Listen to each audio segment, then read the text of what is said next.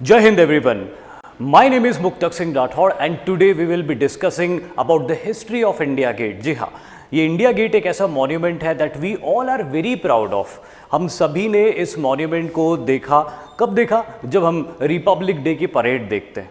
और उसके अलावा भी कई लोग जब दिल्ली घूमने के लिए जाते हैं या रैदर न्यू दिल्ली घूमने के लिए जाते हैं तो वो इस मॉन्यूमेंट को ज़रूर विजिट करना चाहते हैं। ये one of the most visited monument है इंडिया का।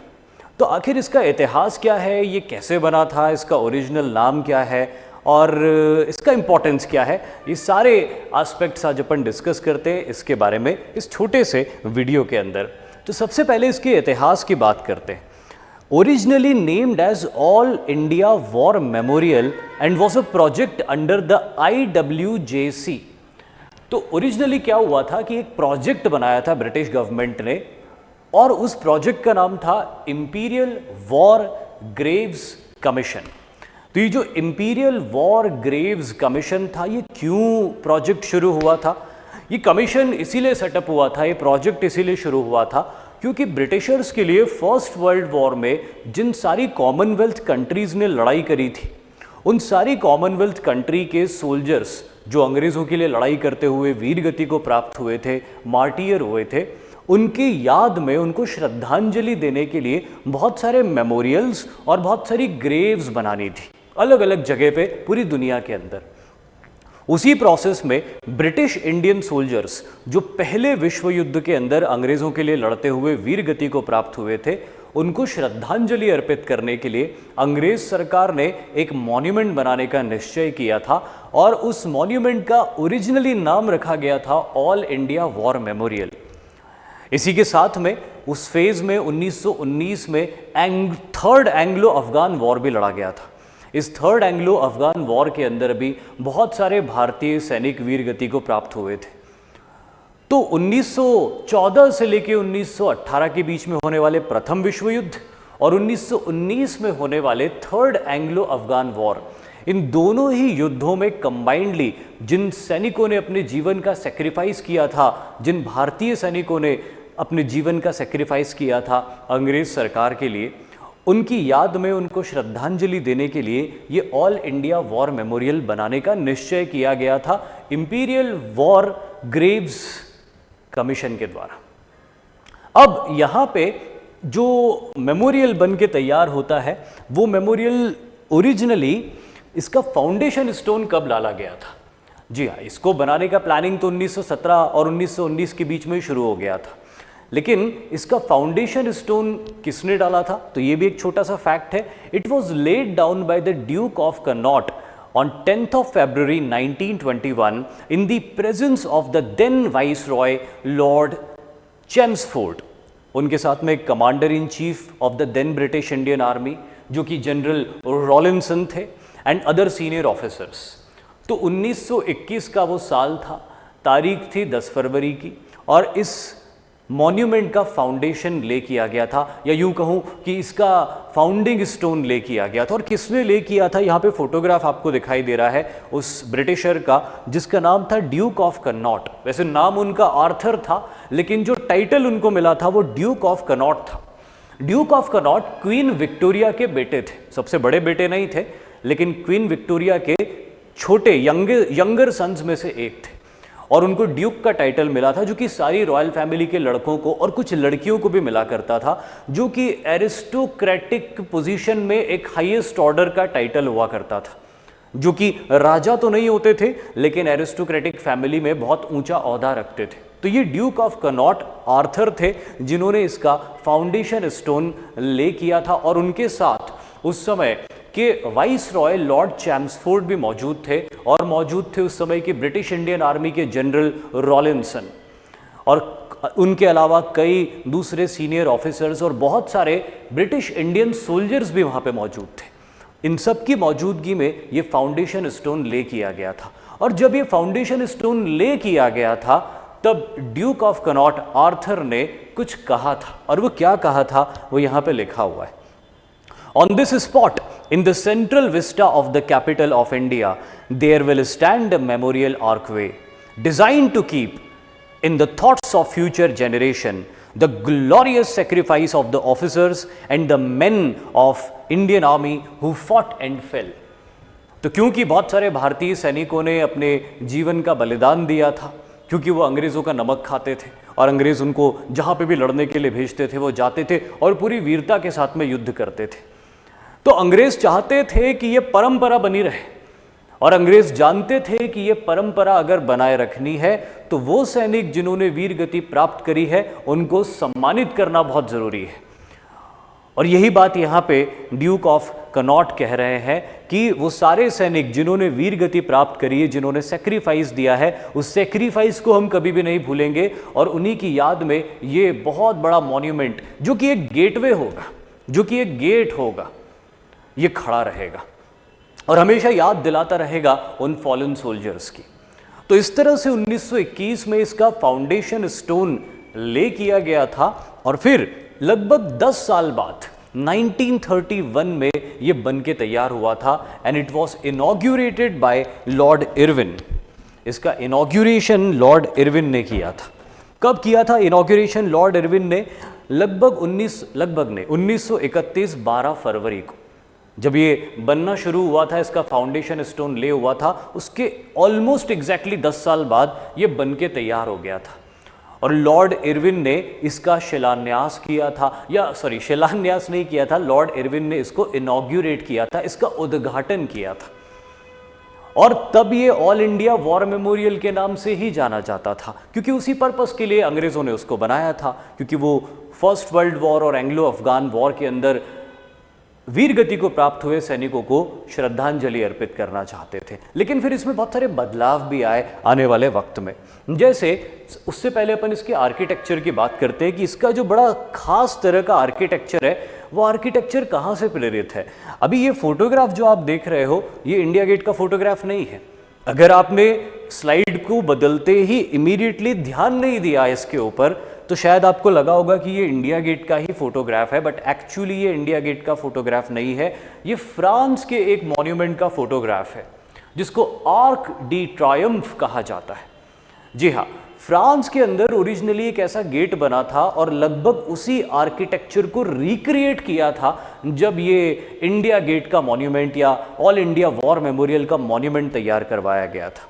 और इसको डिज़ाइन किसने किया था? इसको डिज़ाइन किया था एडवर्ड लुटियंस ने, जो कि ना सिर्फ इंडिया गेट के निर्माता हैं, बल्कि साथ ही साथ न्यू दिल्ली शहर के आर्किटेक्ट भी हैं, या न्यू दिल्ली शहर के चीफ आर्किटेक्ट भी रहे, और साथ ही ये इंपीरियल वॉर ग्रेव्स कमीशन के एक मेंबर भी रहे।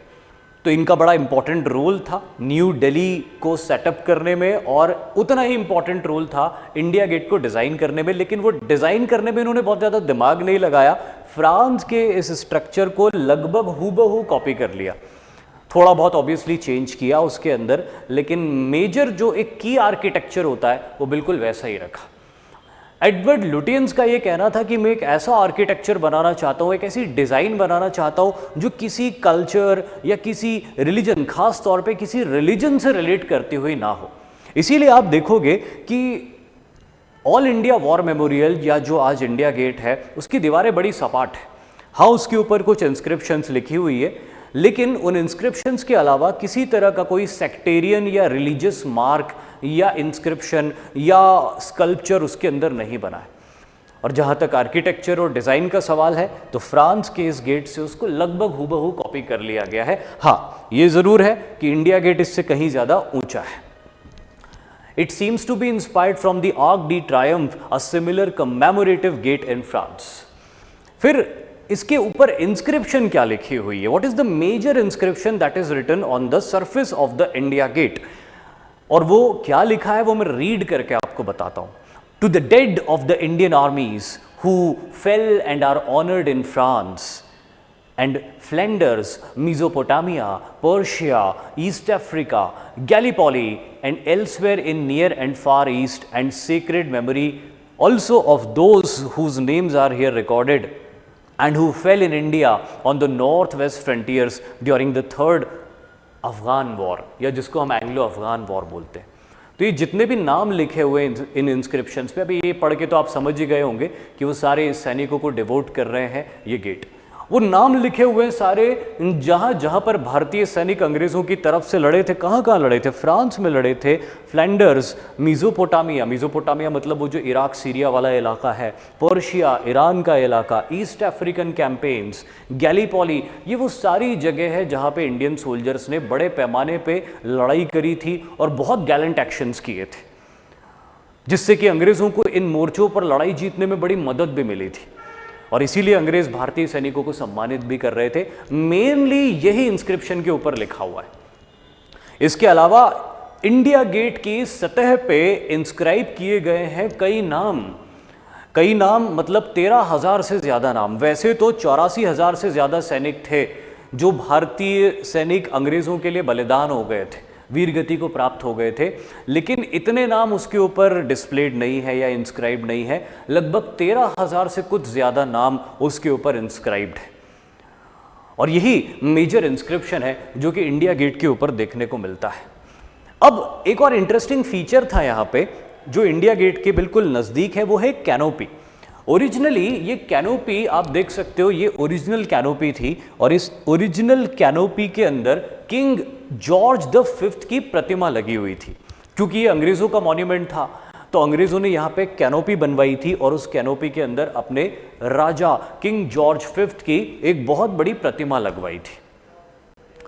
और बाद में जब भारत आज़ाद हुआ तो इस बात का बड़ा विरोध होना शुरू हुआ कि आज़ाद भारत के अंदर इंडिया गेट नाम के स्मारक के पास में जो कैनोपी है, उस कैनोपी पे किसी अंग्रेज राजा का नाम क्यों, या अंग्रेज राजा की मूर्ति क्यों, नाम की बात नहीं, मूर्ति क्यों।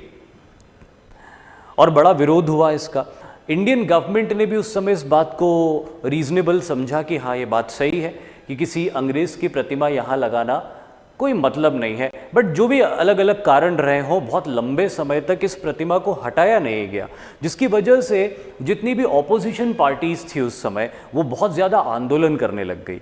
इवन कई तो बहुत उग्र भी होने लग गई, जिसको देखते हुए फिर इस मूर्ति को 1967 में हटाया गया और हटाकर दिल्ली के ही एक कोरोनेशन पार्क के अंदर शिफ्ट कर दिया गया, जहाँ पे और भी कई कॉलोनियल पीरियड की मूर्तियां थी जो रखी हुई थी। एक इंटरेस्टिंग बात यह है कि जब इस मूर्ति को हटाया जा रहा था तो भारत सरकार ये बोल रही थी कि चलो ठीक है हम इस मूर्ति को हटा लेंगे, रखेंगे कहाँ, किस जगह पे रखेंगे, ये समझ में नहीं आ रहा था। इवन इस बारे में इंग्लैंड की गवर्नमेंट से भी बात की गई कि मूर्ति आपने बनवाई है, आपके राजा की मूर्ति है, तो इस मूर्ति को यहाँ से हटा के इसका शिपमेंट करके हम आपको पहुँचा देते हैं, आप इसको प्रिजर्व करके रखिए। लेकिन इंग्लैंड ने भी मना कर दिया कि नहीं, हमको ये मूर्ति नहीं चाहिए। क्यों मना कर दिया मुझे समझ में नहीं आया।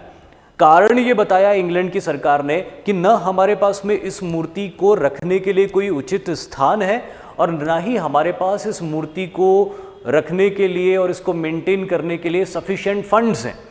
तो इनसफिशिएंट फंड्स और इनअप्रोप्रिएट लोकेशन होने का हवाला देके इंग्लैंड ने भी मना कर दिया अपने ही राजा की मूर्ति को वापस लेने से। और फिर फाइनली इसको हटाया गया और हटा के दिल्ली के कोरोनेशन पार्क में रखा गया, जहां पे अभी भी ये रखी हुई है। और फिर बहुत लंबे समय तक ये कैनोपी खाली रही, जैसे कि आप बीच वाले फोटोग्राफ के अंदर देख सकते हो। इस कैनोपी के अंदर कुछ भी नहीं था। तब बड़ी कोशिशें हुई कि इस कैनोपी के अंदर किसी और महापुरुष की प्रतिमा को स्थापित किया जाए। पार्लियामेंट में ये मांग भी उठी उन दिनों कि महात्मा गांधी की प्रतिमा को यहाँ पर स्थापित कर दिया जाए, जिसके लिए एक सहमति भी बन गई लोगों के बीच में। मेंबर्स ऑफ लेजिस्लेटिव असेंबली के लोगों मेंबर्स के बीच में सहमति भी बनी, लेकिन एक्चुअली इसका कभी फॉर्मुलेशन हुआ ही नहीं, इसका कभी इंप्लीमेंटेशन नहीं हुआ। गांधी जी की प्रतिमा कभी लगी ही नहीं यहाँ पे। वजह क्या है पता नहीं, क्योंकि सहमति बन गई थी लेकिन नहीं लगाई। आई डोंट नो क्यों। मुझे ऐसा लगता है कि क्योंकि ये वॉर मेमोरियल था और war memorial is all about violence, और महात्मा गांधी की प्रतिमा वहाँ पे रेलेवेंट नहीं लग रही थी, सूटेड नहीं लग रही थी, शायद इसीलिए वहाँ पे लगाई नहीं होगी। और रिसेंटली हमारे ऑनरेबल प्राइम मिनिस्टर ने नेताजी सुभाष चंद्र बोस की प्रतिमा यहाँ पे लगा के उनको जस्टिस दिया या उनको सम्मानित किया, या यूं कहूं कि इस छतरी को सम्मानित किया नेताजी सुभाष चंद्र बोस की प्रतिमा यहाँ पे लगा के। इवन जब उस जमाने की बात है जब ये अंग्रेज राजा की प्रतिमा, जॉर्ज फिफ्थ की प्रतिमा यहाँ से हटी नहीं थी, तब कुछ सोशलिस्ट पार्टी के एक्टिविस्ट्स थे जिन्होंने इस प्रतिमा के ऊपर चढ़ के इसकी नाक तोड़ दी थी और इसके ऊपर काले रंग का कपड़ा डाल दिया था। इवन क्विट इंडिया मूवमेंट के दौरान भी ये हुआ था। क्विट इंडिया मूवमेंट के दौरान भी जो इंडियन फ्रीडम फाइटर्स थे उन्होंने इस मूर्ति को अटैक किया था। आज़ादी के बाद भी सोशलिस्ट पार्टी के वर्कर्स ने इस मूर्ति को अटैक किया था और यहाँ पे नेताजी सुभाष चंद्र बोस का एक फोटो, जो फ्रेम्ड फोटो होता है, वो यहाँ पे लगा दिया था, क्योंकि वो शुरू से ही चाहते थे कि नेताजी सुभाष चंद्र बोस का फोटो यहाँ पे हो। बट बहुत समय ये खाली रही कैनोपी और फाइनली यहाँ पे नेताजी सुभाष चंद्र बोस, जो सबसे राइटफुल पर्सन हो सकते थे, जिनकी मूर्ति यहाँ पे स्थापित हो सकती थी, उनकी मूर्ति यहाँ पे स्थापित की गई और इस छतरी का सम्मान बढ़ाया गया। इंडिया गेट से जुड़ा एक और इम्पॉर्टेंट मॉन्यूमेंट है और वो मॉन्यूमेंट है द अमर जवान ज्योति। ये मॉन्यूमेंट आप सभी जानते होंगे कि ये एक ऐसा मॉन्यूमेंट है जिसमें एक राइफल, जिसका बेयोनेट जमीन के अंदर गड़ा हुआ है और जिसकी बट के ऊपर किसी फॉलन सोल्जर का हेलमेट लगा हुआ है और आसपास 4 ज्योति जलती है। ये एक ऐसा मॉन्यूमेंट है जो ओरिजिनली यहाँ पे नहीं था। अंग्रेजों ने इसको नहीं बनाया था। जब वो ऑल इंडिया वॉर मेमोरियल बनवा रहे थे तब इस मॉन्यूमेंट को नहीं बनवाया गया था। इस मॉन्यूमेंट को बनवाया गया था 1971 के बाद, यानी कि 1972 में। 1971 में एक बड़ी लड़ाई भारत ने लड़ी थी, जो दिनों के हिसाब से तो बहुत छोटी थी लेकिन उसके परिणाम के हिसाब से बहुत बड़ी लड़ाई थी। द बांग्लादेश लिबरेशन वॉर, या जिसको हम 1971 इंडो पाकिस्तानी वॉर बोलते हैं। इस लड़ाई के बाद, इस लड़ाई में वीर गति को प्राप्त हुए भारतीय सैनिकों की याद में उनको श्रद्धांजलि देने के लिए यह स्मारक बनवाया गया था। यह स्मारक किसी अननोन सोल्जर के लिए, उस अननोन सोल्जर के लिए जिसने अपने प्राणों की आहुति दी हमारे देश की रक्षा के लिए या फिर धर्म की रक्षा के लिए। धर्म से मेरा मतलब यहाँ हिंदू धर्म नहीं है। धर्म से मेरा मतलब ये है कि जो अधर्म पाकिस्तानी, ईस्ट पाकिस्तान के लोगों के ऊपर कर रहे थे, उस अधर्म को रोका उन्होंने। तो वो सैनिक जिनका नाम आप और मैं नहीं जानते, क्योंकि सैकड़ों हजारों सैनिक थे जो वीर गति को प्राप्त हुए थे उस लड़ाई में, लेकिन एक एक सैनिक का नाम हम नहीं जानते। हम लांस नायक एल्बर्ट एक्का का नाम जानते हैं, हम सेकेंड लेफ्टिनेंट अरुण खेत्रपाल का नाम जानते हैं, हम मेजर होशियार सिंह का नाम जानते हैं। ये सब नाम हम जानते हैं जो परमवीर चक्र विजेता हैं या कई महावीर चक्र विजेताओं के नाम रिकॉर्डेड हैं, दर्ज हैं। लेकिन ऐसे कई सैनिक हैं जिन्होंने बहादुरी का कृत्य किया, लेकिन उनका नाम अनफॉर्चुनेटली आम जनता कभी जान नहीं पाई। उस अनाम सैनिक के लिए, उस एनोनिमस सोल्जर के लिए, उसको सैल्यूट करने के लिए, उसको श्रद्धांजलि देने के लिए ये स्मारक बनवाया गया था। और ये कब बनवाया गया था? 1972 में बनवाया गया था। बहुत लंबे समय तक ये स्मारक वहाँ पे रहा, जो इंडिया गेट के आर्क के ठीक नीचे सिचुएटेड था। लेकिन अभी रिसेंटली इसको यहाँ से शिफ्ट करके नेशनल वॉर मेमोरियल के अंदर बना दिया गया है या फिर वहाँ पे मर्ज कर दिया गया है। तो this was all about India Gate. और हाँ, एक और चीज़, इसकी हाइट कितनी इंडिया गेट की? तो लगभग 138 फीट ऊंचा है इंडिया गेट, जो लगभग 41 या 42 मीटर्स के आसपास होता है। तो ये this was all important information about India Gate. I hope आपको ये इन्फॉर्मेशन समझ में आई होगी, जो बातें मैंने समझाई वो समझ में आई होगी। और ये छोटा सा वीडियो बनाने के पीछे एक ऑब्जेक्टिव भी है कि मैं आपको ये भी बताना चाहता था इस छोटे से वीडियो को बनाने के साथ कि जब भी हम पढ़ाई करते हैं तो बहुत सारी ऐसी चीज़ें होती हैं, जो छोटी छोटी चीज़ें होती है, जो बहुत पॉपुलर चीज़ें होती है, लेकिन उसके बारे में हमें पता नहीं होता। और इसी तरह से किसी ऑब्जेक्ट या किसी मॉन्यूमेंट की छोटी छोटी इंफॉर्मेशन का एक संग्रह हमारे पास होना चाहिए। जैसे मैंने आज ये वीडियो बनाया, इसकी पीपीटी थी, कितनी 5-6 स्लाइड्स की पीपीटी थी और उन स्लाइड्स में भी 2-2 4-4 लाइंस लिखी हुई थी। लेकिन आप अगर एक ऐसी कॉपी बना लो जिसमें भारत के सारे मॉन्यूमेंट्स के बारे में बहुत सरफेस लेवल की बेसिक जानकारी रख लो और उस कॉपी को मेंटेन करके रखो। जैसे आज इंडिया गेट का ख्याल आया तो आज इंडिया गेट के बारे में एक पैराग्राफ लिख लिया, उसकी इंपॉर्टेंट इन्फॉर्मेशन को वहाँ पे इंक्लूड करते हुए अब आपका नॉलेज का संग्रह बढ़ गया। कल गेटवे ऑफ इंडिया का ख्याल आया तो गेटवे ऑफ इंडिया के बारे में एक छोटा सा पैराग्राफ बना लिया, उससे जुड़े हुए इंपॉर्टेंट फैक्ट्स और उसकी हिस्ट्री के बारे में। तो इससे क्या होगा, परसों कुछ और याद आया तो कुछ और बना लेना। इससे क्या होगा कि आपका नॉलेज का जो एक्यूमुलेशन है वो बढ़ता जाएगा और ये आपको काम आएगा आने वाले एग्जाम्स के अंदर, चाहे वो रिटन एग्जामिनेशन हो या एसएसबी की एग्जामिनेशन हो। इसी के साथ इस वीडियो को अपन पूरा करते हैं। Thank you very much. जय हिंद।